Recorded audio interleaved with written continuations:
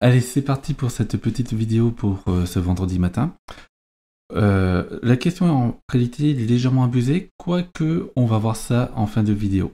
Donc bienvenue sur l'actu des sondages, c'est Stats et Société, la chaîne qui vous parle de stats et de sujets de société.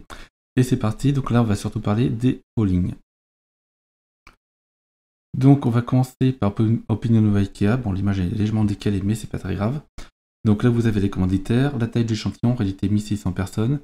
Ce qui est très important, c'est que les personnes qui ont été interrogées, c'est mardi, mercredi et jeudi.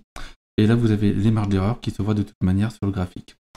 Et on va voir ce que ça donne sur l'écran. Voilà, donc voici donc le Rolling Opinion Wave d'hier.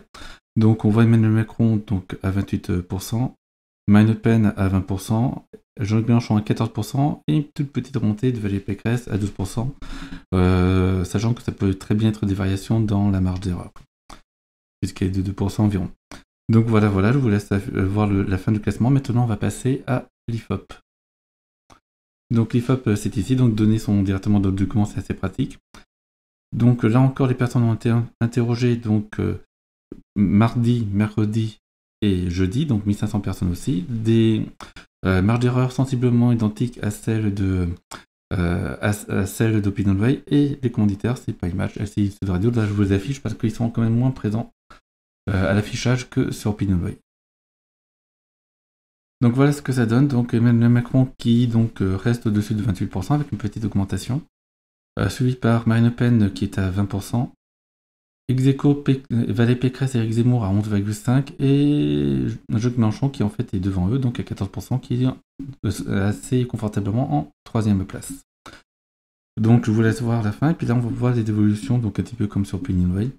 Donc de ce qui se passe. Donc là on voit effectivement donc Éric Zemmour et Valérie Pécresse qui sont vraiment coude à coude, et Jean-Luc Mélenchon qui dorénavant réellement en 3e place. On va voir maintenant ce que ça donne au niveau de l'Ipsos. Donc l'Ipsos fait aussi un rolling, donc là sachant que les premières personnes à interroger c'est lundi, parce que c'est pas 500 personnes vraiment par jour, c'est à chaque fois à cheval. Donc ça va de lundi à jeudi pour les personnes interrogées, donc c'est France Info, Le Parisien aujourd'hui en France, et donc c'est l'Ipsos, Sopra Steria. Donc les dettes terrain, donc l'échantillon qui est quand même un petit peu élevé, et les marges d'erreur donc qui sont environ de 2,5% pour un candidat à 20% et jusqu'à 3% pour un candidat à 30%.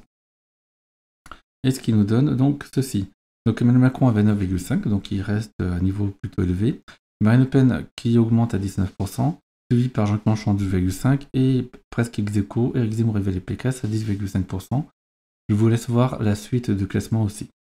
Donc voilà pour ce qui concerne les premiers tours. Maintenant, on va passer au second tour.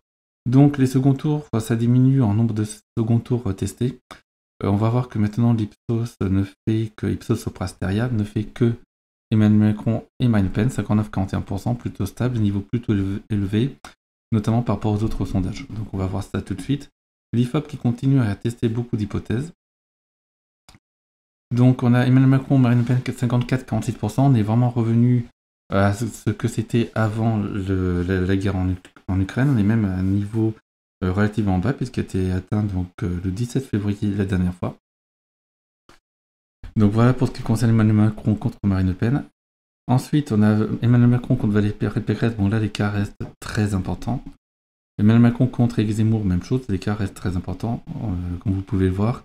Et Emmanuel Macron contre Jean-Luc Mélenchon, donc on est presque à 60-40%, c'est presque un bon résultat pour Jean-Luc Mélenchon, puisque là il va peut-être passer la barre un peu symbolique des 40% pour un second tour. Donc voilà pour les seconds tours selon l'IFOP, et maintenant on va passer à ce que dit Opinion Way. Donc Opinion Way comme l'Ipsos teste qu'un seul second tour, 50-55%. Là encore, on est sur un niveau plutôt bas, qui avait été, donc il a déjà été plus bas, mais qui est vraiment la tendance avant la guerre en Ukraine. Donc on a vraiment, la guerre en Ukraine s'estompe complètement, du moins pour le second tour, là où au premier tour, l'impression qu'il y a encore, ça reste encore présent. Cependant, il y a aussi l'entrée en campagne électorale d'Emmanuel Macron, donc qui peut aussi avoir un effet. Pour rappel, Nicolas Sarkozy en 2012 avait beaucoup monté dans le dernier mois, là où il faisait une campagne très active. Et peut-être qu'on a un croisement entre la fin des faits de la guerre en Ukraine et un croisement de début d'entrée en campagne. Donc du coup, que maintenant qu'on a vu le second tour, on va voir ce que ça donne en termes de graphe de récapitulatif. Hop, désolé. Donc maintenant, on va tout simplement voir ça. Hop. Et oui, ça va s'afficher directement. Voilà, voilà. Et c'est là où on peut voir que dans les rollings, il y a peut-être une sorte de plafond de verre. Alors, c'est juste sur une journée, c'est pour ça que je disais que c'est vraiment abusé. Mais c'est assez net. Donc déjà pour Jean-Luc Mélenchon, là, ça fait plusieurs jours. Il a du mal à passer à la barre des 14%, donc il y a 15% dans certains sondages. Mais globalement, depuis le début de la semaine, il a du mal à augmenter. Souvent, on a des sondages hebdomadaires qui notent une augmentation hebdomadaire. Mais dans les sondages, on va dire, par roulement, donc qui sont quotidiens, sa progression s'est arrêtée. À l'inverse, Marine Le Pen a continué à progresser, ça a même pu bien continuer. Mais là encore, c'est quelque chose de général sur la plupart des sondages. Elle ne dépasse pas la barre des 20%. Et ça bloque à ce niveau-là. Et là, on le voit ici. Donc là, sur une seule journée. Donc on va être prudent. On va voir ce que ça donne pour en être sûr lundi et mardi de la semaine prochaine. Donc il y aura des rollings de plus tard dans la journée qui vont donner une première indication. Mais c'est surtout la semaine prochaine qu'on va vraiment voir si elle atteint elle aussi un plafond comme Jean-Luc Mélenchon. Et on note effectivement une petite sorte de stabilisation de d'Emmanuel Macron, même dans les sondages hebdomadaires. Hormis un, il n'y a pas beaucoup de sondages qui le donnent en dessous de 27%. Donc le chiffre de 20, même je crois que c'est aucun en dessous de 27% et un seul en dessous de 28%.